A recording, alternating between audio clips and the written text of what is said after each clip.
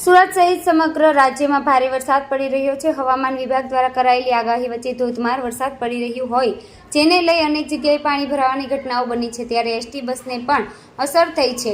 સુરતથી ઉપડતી 70 બસો રદ કરાઈ છે, જેમાં સોમનાથ, પોરબંદર, જૂનાગઢ, ગોધરા, દ્વારકા, ઝાલોદ, દાહોદ રૂટની બસો રદ કરાઈ છે। આ રૂટ પર રોજ 70 થી વધુ બસો ઉપડતી હોય છે।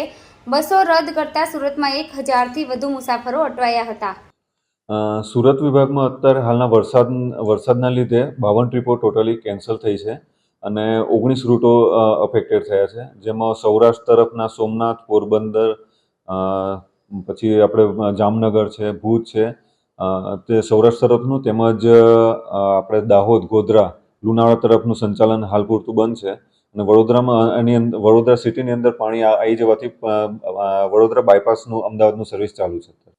આ રૂટ ઉપર સુરત વિભાગ તેમજ અન્ય વિભાગની પણ ટોટલ થઈને 70 થી 80 બસોનું સંચાલન થતું હોય છે અને આ સંચાલનથી જે સૌરાષ્ટ્ર તરફ જવાના મુસાફરો છે જેને થોડીક અગવડતા પડી છે ને હવે તો પાણી ધીમે ધીમે ઉતરે છે, એટલે થોડા જેવું સૂચના ઉપરથી વહીવટતંત્ર દ્વારા મળશે એ પ્રમાણે સંચાલન ચાલુ કરી દેવામાં આવશે। આશરે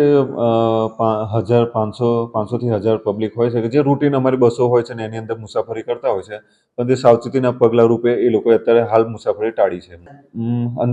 અંદાજિત ટોટલ આજની 52 છે, કાલે 19 હતી, એવી રીતના થઈને ટોટલ 80 થી 90 ટ્રીપો કેન્સલ થઈ છે છેલ્લા 3 દિવસ।